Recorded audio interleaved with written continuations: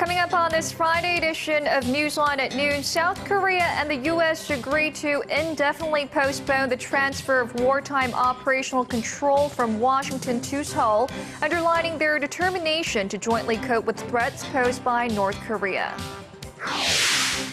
Despite a rebound in domestic demand, Korea posts its worst year-on-year economic growth in 5 quarters for the 3 months ended in September. Plus, Canadian police released video of a gunman storming into the nation's parliament before being shot dead. These stories and more on Newsline at noon.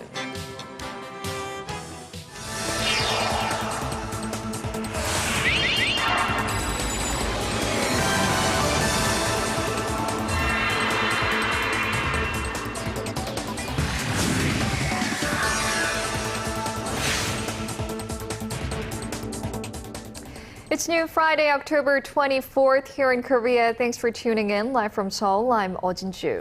Good to have you with us. I'm Scott Thompson, filling in for Mark Broome. We begin with the agreement out of Washington. The defense chiefs of Korea and the United States have finally confirmed that the transfer of operational control of Korean forces during wartime will be pushed back. Now, the change was due to take effect late next year, but now it's likely to come at least 10 years down the line. Kim Min-ji has the details. South Korea and the United States have agreed to postpone once again the transfer of wartime operational control of Korean troops from Washington to Seoul. The two allies did not set a new timeline, but the transfer is expected to take place sometime in the mid-2020s. The decision came at the annual security consultative meeting in Washington between South Korea's defense minister Han Min-gu and his U.S. counterpart Chuck Hagel. The initial handover was scheduled for 2012 before being delayed to 2015. Seoul has peacetime control of its 639,000 service members, but if a war breaks out in the Korean peninsula, the U.S. commander of the American troops here takes the control of the Korean soldiers. According to a joint statement released after the meeting, the deal was made in light of the evolving security environment in the region, which includes North Korea's nuclear and missile threats and the need to maintain a strong combined defense posture. Seoul and Washington agreed to a conditions-based approach. The eventual transfer will only come once the security environment in the region allows for a stable transition, when the South Korean military is equipped with core capabilities and is ready to counter threats from the north. Based upon the recommendations of the defense chiefs, the presidents of South Korea and the U.S. will determine the appropriate timing for the transition. In a joint press conference, Hagel reaffirmed the U.S. commitment to its ally. I emphasize that the United States remains committed to using all our military capabilities both on and off the Korean Peninsula, including conventional strike, missile defense, and our nuclear umbrella, to ensure that our extended deterrence is credible and effective. The agreement underlines a strong alliance and determination of the two nations to cope with threats posed by North Korea. Kim Min-ji, Arirang News. Now, staying with the defense talks in Washington, the U.S. defense chief confirms for the first time that there have been no official discussions between Seoul and Washington on deploying a U.S.-led missile defense system on the peninsula. And to questions about a possible reduction of U.S. forces stationed in South Korea, Chuck Hagel made it clear that the U.S. currently has no plans to change its policy on that. Kim Hyun-bin reports. Secretary of Defense Chuck Hagel says the U.S. has no plans to reduce the number of American troops stationed in South Korea.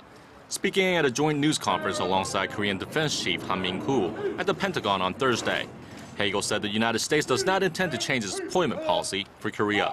In fact, it's just the opposite. Hagel said Washington wants to adjust and upgrade deployments on a rotational basis. The defense chief's remarks follow others made by U.S. Secretary of State John Kerry on Wednesday, when he said the U.S. was prepared to begin reducing the number of American forces in the region if North Korea shows a commitment to denuclearizing. Hagel also spoke for the first time publicly about the possible deployment of a U.S. missile defense system in the South.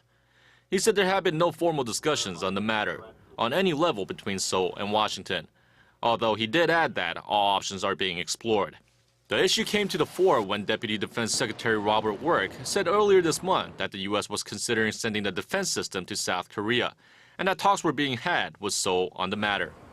Korea is focused on developing its own missile defense system called the Korea Air and Missile Defense, which it says is more suitable to countering missile threats on the peninsula. Kim Hyun-bin, Arirang News. And Washington says any future apology to Pyongyang to secure the release of 2 Americans still detained in North Korea is unlikely. U.S. State Department spokeswoman Jen Psaki on Thursday dismissed suggestions that the U.S. would issue a formal apology, saying that if Washington were to resume talks with Pyongyang, it would focus on the North's nuclear weapons program, and that would not change. North Korean state media claimed on Wednesday that leader Kim Jong-un had ordered the release of Jeffrey Fowl, a U.S. national detained in April, after receiving repeated requests from U.S. President Barack Obama. Pyongyang had also said Washington would need to issue a formal apology to the North in order to free the 2 other imprisoned Americans. Now, North Korea has warned of more military strikes if activists in the South continue to fly anti-Pyongyang leaflets across the inter-Korean border. Now, that sets the stage for another possible confrontation since a South Korean activist group have plans to send 50,000 of the flyers into the air on Saturday. Hwang Sang-hee reports. The voices of those opposed to the flying of air balloons carrying anti-Pyongyang leaflets across the inter-Korean border are growing louder. For those living in the border region, it's an issue of safety. North Korea warned of another military strike if South Korean air balloons are seen crossing its border, just as it did 2 weeks ago. Our residents and activists from civic groups will block any further attempts. A group of activists say they will send as many as 50,000 leaflets this Saturday to disseminate much-needed information in the reclusive state. When North Koreans are aware of the truth, their fury against the North Korean leadership will soar. North Korea has repeatedly called on the South to stop the spread of the leaflets, saying it will jeopardize upcoming high-level talks. The 2 have agreed to meet sometime between late October and early November. If the South Korean government takes responsible steps to prevent provocative actions that call for military clashes, there's no reason to cancel the planned second round of high-level talks. Analysts say North Korea is trying to get an upper hand at the upcoming talks by setting the leaflet issue as one of the agenda items. Some question the effectiveness of the leaflets and say it's merely a publicity stunt for the activists. Want to have some events, and it's really about them to demonstrate their anti-communism or their opposition to North Korea. But as far as actually getting information into North Korea, changing anything on the ground, I think the effect is practically zero. The South Korean government says they have no legal grounds to ban activists from sending the leaflets. But the National Police Agency said Friday that police will step in if the situation appears to threaten the public's safety. Hwang Sang-hee, Arirang News. Mentioned the United Nations to the older generation here in Korea, and it's likely to spur memories of the Korean War and the UN soldiers who fought for the country back then. Today, October 24th, is United Nations Day around the world, and to commemorate this day, students here met with a special guest to give thanks to those sacrifices. Kwon So-ah has their story. United Nations Day is being celebrated across the world this October 24th with a goal of raising awareness of the organization's aims and achievements. The UN Charter to maintain peace and security around the world came into force after the Second World War ended in 1945. In Korea, the significance of United Nations Day lies in the huge role UN member states played during the Korean War in the early 1950s. But today, it's not commemorated on a large scale as it used to be when it was a public holiday. But that doesn't mean that Koreans have forgotten the sacrifices made by the hundreds of thousands of troops dispatched from 16 UN member nations. This group of students met with BBC broadcaster John Hardy, whose father Kenneth is a Korean War veteran, and thanked him. I think Korea is doing a tremendous job keeping the awareness alive. Unfortunately, officially, I don't suppose that it's come to an end because we're still in an armistice stage. The war veteran's son added how important he thinks it is for young Koreans to remember where they come from. I think it's a really honor for us, for a person from the UK to come all over to Korea just to honor his father and giving us an opportunity to express your gratefulness towards them. My friend had a grandfather who also participated in the Korean War, and he always added to his story that he still loved Korea and he still wanted to help Korea, so that's why this opportunity is really special for me. Mr. Hardy says he wanted to visit Korea so he could pass on his father's legacy to his children and grandchildren. It's almost like filling in a gap in our family history. I knew my father had been here. He didn't talk very much about it, and it's always intrigued me what went on during his time in Korea. Korea's been known as the forgotten war for too long. Kwon So-ah, Arirang News. Korea is adding another layer to its international campaign to counter Japan's false claims to Dokdo Island, and it includes reaching out to more of the international community. Korea's Ministry of Foreign Affairs will release 7 new translations of its video on Dokdo at the stroke of midnight on Saturday.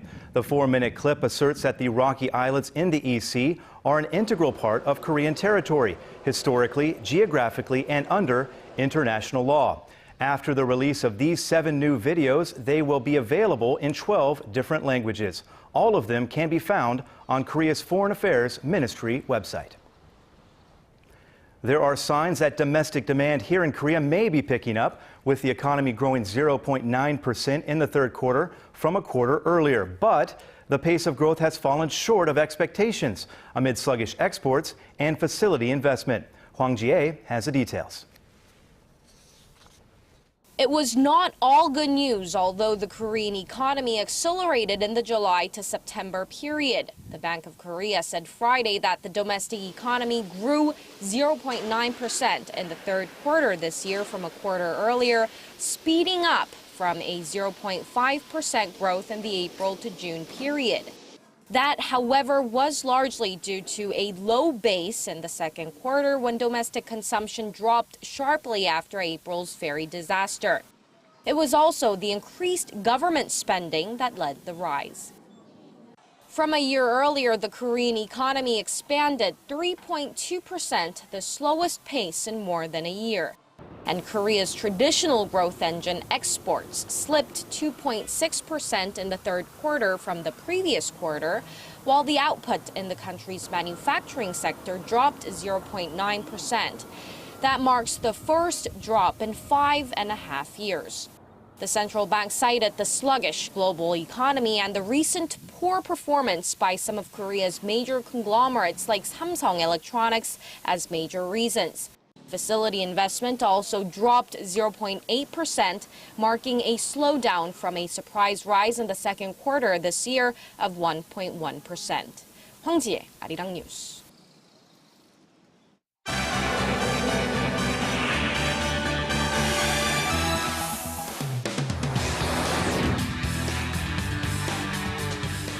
Let's take a look at the global headlines we're following this hour with our Eunice Kim standing by at the News Center. Eunice, Canada's police released surveillance video of that shooter at the country's parliament Wednesday, and it shows how the gunman got into the property moment by moment. Indeed, Jin-joo, and the investigation continues as the Canadian government moves to bolster laws to counter terrorism. Our Connie Kim reports. The surveillance video of the shooting in Canada Wednesday morning shows how the gunman got into Parliament. The video shows 32-year-old Michael Zihaf-Bibo pulling up in a car, getting out with a firearm, and running toward the Parliament. Police say they recognize that something was wrong and that security officers engaged in an exchange of gunfire. The Royal Canadian Mounted Police said in a press conference Thursday that Zihaf-Bibo had acted alone and was not one of the 90 people identified as high-risk travelers. Our partners at the Ottawa Police Service and the RCMP agreed that yesterday Zihaf Bibo acted alone, and that he is the same person that perpetrated the attacks at both the National War Memorial and on Parliament Hill. While authorities are still investigating the motive behind the shooting, authorities suspect Zihaf Bibo was self-radicalized. He's reported to harbor extremist beliefs and had previously expressed the desire to go to Syria to join the jihadist fight there. Wednesday's shooting left 24-year-old Corporal Nathan Cirillo dead with 3 people injured. And with the nation in a state of fear, the Canadian Prime Minister said the country would stand firm. We will be vigilant, but we will not run scared. We will be prudent, but we will not panic. Prime Minister Harper also made public his plans to enact new anti-terror powers and strengthen the country's terror laws. This includes giving more power to the intelligence service to track and detain suspected terrorists. The Canadian Prime Minister has also pledged to speed up plans that will toughen powers of surveillance, detention, and arrest. Connie Kim, Arirang News. Preliminary blood tests have shown that a New York City doctor has contracted Ebola. 33-year-old Dr. Craig Spencer placed himself in isolation at Bellevue Hospital on Thursday after developing fever and gastrointestinal symptoms. He had recently returned from Ebola-ridden Guinea, where he served with Doctors Without Borders. A follow-up blood test will be conducted by the CDC. And less than an hour ago, city government and health officials assured the chances of an average New Yorker contracting Ebola from Dr. Spencer was slim. The country of Mali has also confirmed its first Ebola case in a 2-year-old girl. She had also traveled from neighboring Guinea. Earlier, the WHO's Emergency Committee on Ebola reinforced what winning against the Ebola outbreak would mean. They said it would mean stopping the transmission in West Africa. Coming out of its 3rd meeting in Geneva, the committee also said special attention needed to be given to the healthcare workers battling on the front lines. And finally, media in Hong Kong are reporting that celebrities who have supported pro-democracy protesters like Chow Yun-fat, Andy Lau, and Tony Leung could be on a blacklist held by the government in Beijing. Reports say that Chinese propaganda officials have drawn up a list of 47 celebrities and directed mainland Chinese media outlets to keep them out of the press. Chatter on Weibo and other online sites showed some mainlanders calling for a boycott on the star's work, and most recently, American jazz musician Kenny G was reprimanded by a Chinese Foreign Ministry spokeswoman after tweeting a picture of himself at a protest site with a wish for a peaceful and positive conclusion. Beijing warned foreigners should not get involved in what it considered an illegal campaign.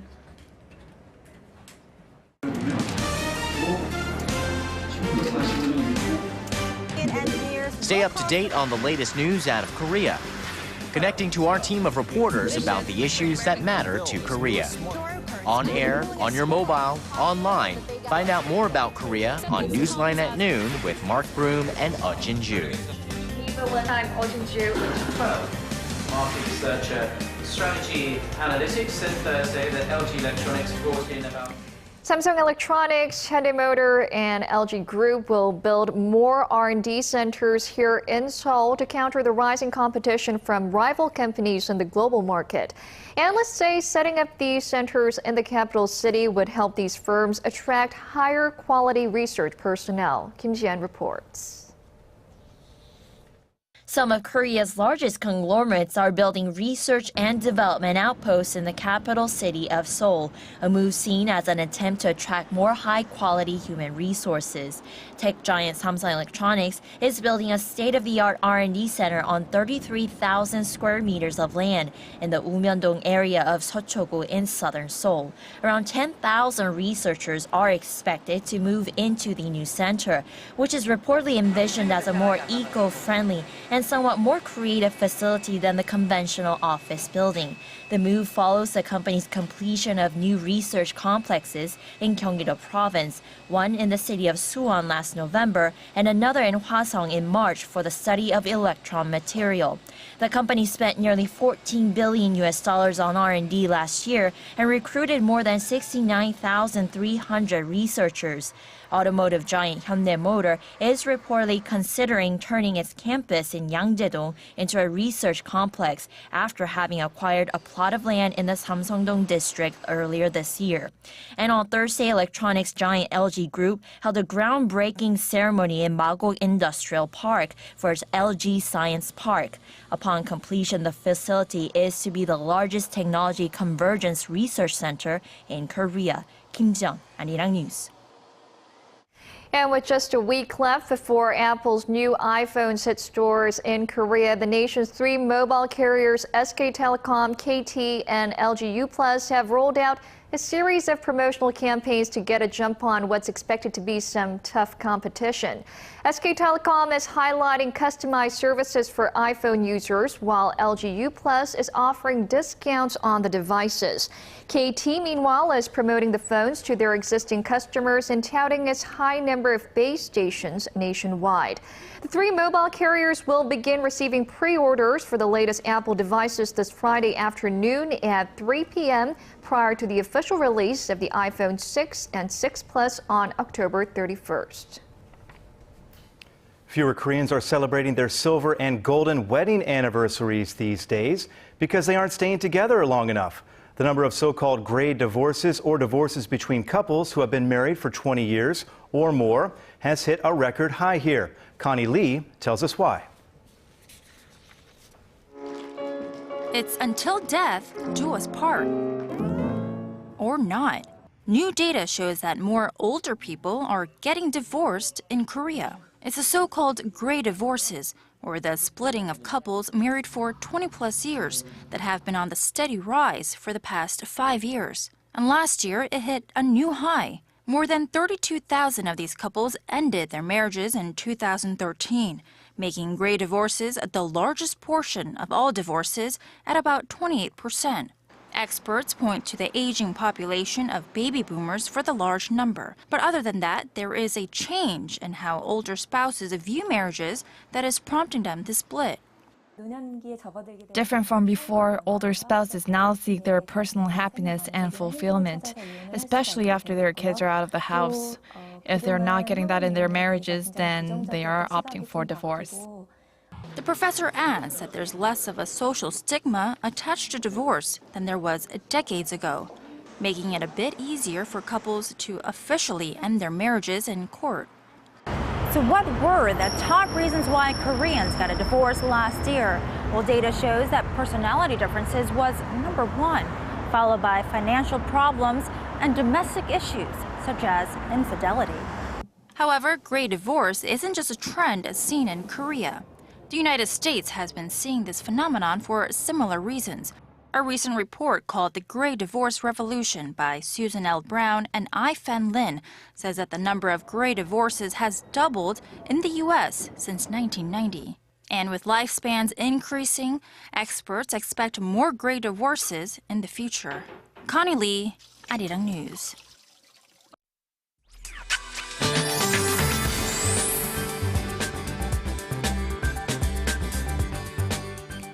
Good afternoon. The morning fog and clouds should gradually give way to the sun, and we'll get to enjoy a beautiful autumn weather throughout the day.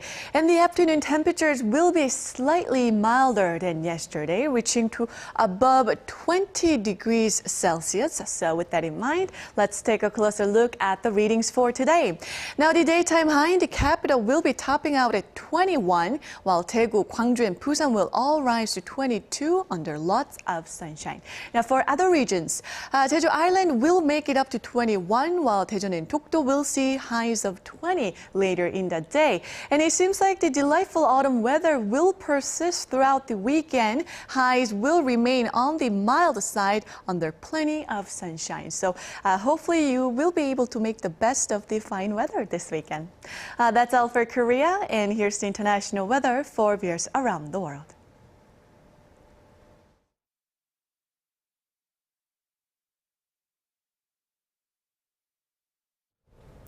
Well, that brings us to the end of this Friday edition of Newsline at Noon. Jin-joo and I will be back at the same time on Monday. Have a great weekend.